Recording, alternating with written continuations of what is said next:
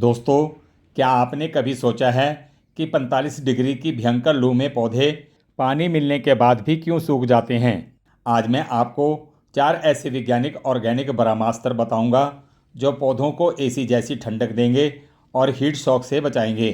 नमस्कार दोस्तों, श्री जी की बगिया के यूट्यूब चैनल पर आज हम आपको खेती का असली विज्ञान बताएंगे कि भयंकर गर्मी में पौधों के अंदर ऐसा क्या टूट जाता है कि वो पानी मिलने के बाद भी सूखने लगते हैं। आखिर वो कौन सा विज्ञान है जो रेगिस्तान के पौधों को 50 डिग्री में भी जिंदा रखता है लेकिन हमारी फसलों को क्यों मार देता है?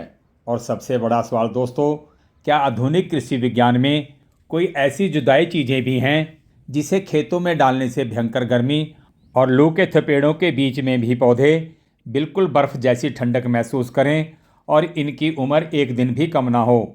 दोस्तों, आज के इस स्पेशल एपिसोड में हम गर्मी से झुलसती फसलों का पूरा वैज्ञानिक पोस्टमार्टम करेंगे। दोस्तों, आज हम पौधों की नसों के अंदर घुसकर जानेंगे कि लू लगने पर पौधों का दिमाग कैसे काम करता है और हमारे आसपास में मिलने वाले वो कौन से 4 सबसे ताकतवर छुपे हुए ब्रह्मास्त्र हैं जो आपके पौधों को अंदर से बिल्कुल ठंडा रखेंगे। दोस्तों, ये जानकारी बहुत ही सटीक है और आपके लाखों रुपए के नुकसान को रोकने वाली है। इसलिए दोस्तों, इस वीडियो को बड़े ध्यान से बिना भगाए अंत तक जरूर देखिएगा, क्योंकि सोशल मीडिया पे आपको ऐसी जानकारी कोई नहीं दे पाएगा, ये मेरा प्रॉमिस है दोस्तों। अब सबसे पहले दोस्तों, विज्ञान की नज़र से इस सस्पेंस को समझते हैं कि भयंकर गर्मी में पौधों के अंदर होता क्या है और पौधे अपनी उम्र से पहले ही क्यों सूख जाते हैं। मेरे गार्डन प्रेमियों, जैसे हमें पसीना आता है वैसे ही पौधों को भी पसीना आता है। पत्तों के नीचे बहुत छोटे छोटे छेद होते हैं जिन्हें विज्ञान में स्टोमेटा कहते हैं। दोस्तों, गर्मी से बचने के लिए पौधे अपनी जड़ों से पानी खींचते हैं और इन छेदों से पानी को भाप बनाकर बाहर निकालते हैं। दोस्तों, इसी भाप से ही पौधे अपने आप को ठंडा रखते हैं। लेकिन जब तापमान 45 डिग्री के पार चला जाता है और भयंकर गर्म लू चलती है, तब पौधे बड़ी तेज़ी से पानी को बाहर फेंकते हैं अपने आप को ठंडा रखने के लिए। दोस्तों, ज़मीन में जब पानी कम पड़ने लगता है तो पौधे घबराने लगते हैं और राइट नाउ उनके दिमाग में एक विचित्र ख्याल आने लगता है कि अगर सारा पानी उड़ गया तो मैं मर जाऊंगा। और पौधे अपनी जान बचाने के लिए उसी समय भयंकर आपातकालीन एक फ़ैसला लेते हैं और वह अपने पत्तों के छेदों को पूरी तरह से बंद कर लेते हैं। दोस्तों, यहीं से शुरू होती है हमारी फसलों की भयंकर बर्बादी। दोस्तों, जैसे ही पत्तों के छेद बंद होते हैं, बाहर की कार्बन डाइऑक्साइड गैस पौधों के अंदर जाना बंद हो जाती है। गैस बंद होते ही पौधों का भोजन बनना तुरंत बंद हो जाता है और इससे पौधा भयंकर तनाव और डिप्रेशन में चला जाता है। दोस्तों, इसे ही कृषि विज्ञान में हीट शॉक कहा जाता है। जब पौधों को लगता है कि मैं इस भयंकर गर्मी में जिंदा नहीं रह पाऊंगा, तो जल्दी से अपने फूल और फल बनाने की कोशिश करते हैं ताकि उसकी ब्रीड बच जाए। दोस्तों, इस जल्दबाजी के चक्कर में पौधों के अंदर एक एथिलीन नाम का बुढ़ापे वाला रसायन बनने लगता है। दोस्तों, इसी रसायन के कारण पौधों के सारे फूल झड़ने लगते हैं, फल छोटे रह जाते हैं और फसल समय से पहले ही पककर सूख जाती है। अब आते हैं दोस्तों वीडियो के सबसे महत्वपूर्ण और वैज्ञानिक हिस्से पर कि हम पौधों में ऐसा क्या डालें जिससे पौधों को हीट शॉक ना लगे और पौधे अंदर से बिल्कुल ठंडा रहें। तो दोस्तों, ऑर्गेनिक कृषि विज्ञान के पास इस भयंकर गर्मी से लड़ने के लिए 4 ऐसे ज़बरदस्त जुदाई ब्रह्मास्त्र मौजूद हैं। दोस्तों, यहाँ से वीडियो बहुत ही इम्पोर्टेंट होने वाली है और मैं चाहूँगा कि आप इस वीडियो को अंत तक जरूर देखिएगा ताकि आपको फसलों में होने वाले हीट शॉक के पोस्टमार्टम का पूरा पता लग सके। हमारा पहला और सबसे भयंकर ब्रह्मास्त्र है पोटाशियम का जादू। दोस्तों, पोटाश केवल फलों के आकार को बढ़ाने के काम में नहीं आता, बल्कि गर्मी के मौसम में ये पौधों का सबसे बड़ा रक्षक भी है। दोस्तों, थोड़ी देर पहले हमने बात की थी कि गर्मी में पत्ते अपने छेदों को बंद कर लेते हैं। दोस्तों, उन छेदों को खोलने या बंद करने को गार्ड सेल्स बोलते हैं और पोटाश दोस्तों वह इकलौता तत्व है जो इन दरवाज़ों को कंट्रोल करता है। अगर आपके पौधों में पोटाश की भरपूर मात्रा है तो पौधे बिल्कुल सही समय पर अपने छेदों को खोलेंगे और सही समय पर बंद करेंगे। इससे दोस्तों पौधों के अंदर पानी का संतुलन कभी खराब नहीं होता। गर्मी के दिनों में हमेशा पोटाशियम नाइट्रेट का स्प्रे अपनी फसलों पर ज़रूर करना चाहिए। तो दोस्तों इसके लिए 4 केले पके हुए छिलकों सहित और साथ में 500 ग्राम खरबूजा छिलकों के साथ इन दोनों को छोटे छोटे टुकड़ों में करके 10 लीटर प्लास्टिक की बाल्टी में या किसी प्लास्टिक के ड्रम में 1 वीक के लिए फर्मेंटेशन के लिए छोड़ देना चाहिए। ढक्कन ऊपर से खुला रखें और दिन में एक बार हिला देने से ये 7 से 10 दिनों में दोस्तों रेडी हो जाता है। 5 से 7 लीटर पानी में 1 लीटर घोल को मिक्स करके पौधों पर स्प्रे करने से पौधे गर्मी में भी अपना भोजन बनाते रहते हैं। इसलिए दोस्तों पोटाशियम नाइट्रेट की कमी को पूरा करने के लिए आप केले और खरबूजे का इस्तेमाल कर सकते हैं। और दोस्तों दूसरा हमारा सबसे ज़बरदस्त ब्रह्मास्त्र है जंगल की मिट्टी।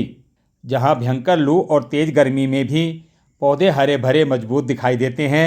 दोस्तों जंगल की उपजाऊ मिट्टी में करोड़ों लाभकारी सूक्ष्म जीव और प्राकृतिक ग्रोथ प्रमोटर भी पाए जाते हैं।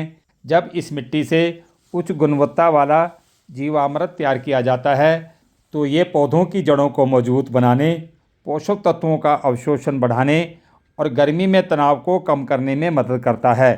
दोस्तों तेज़ गर्मी के समय जब आप फसलों पर जीवामृत का स्प्रे करते हैं तो पौधों की वृद्धि बेहतर बनी रहती है, पत्तियां लंबे समय तक हरी रहती हैं और पौधे कमज़ोर पड़ने से बचते हैं।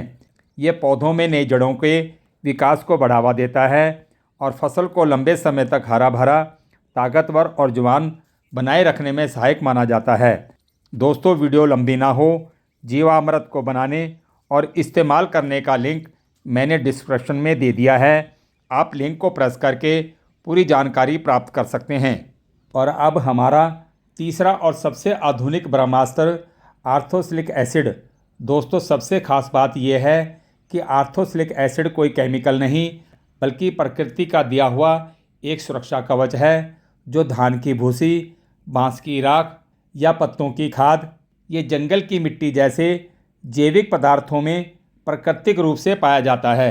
दोस्तों जब जंगल की मिट्टी सिलिकॉन स्प्रे के रूप में पौधों तक पहुंचता है तो पत्तों के ऊपर एक अदृश्य शीशे जैसी ढाल बना देता है जो आग बरसाती धूप और अल्ट्रावायलेट किरणों को वापस आसमान में रिफ्लेक्ट कर देता है, जिससे पत्तों के अंदर का तापमान बाहर के तापमान से 3 से 4 डिग्री दोस्तों कम हो जाता है। यही वजह है दोस्तों कि तेज़ गर्मी में भी पौधे हरे भरे, ठंडे और तनाव मुक्त बने रहते हैं। दोस्तों सिलिकॉन गर्मी से बचने का सबसे तगड़ा एक आधुनिक हथियार है।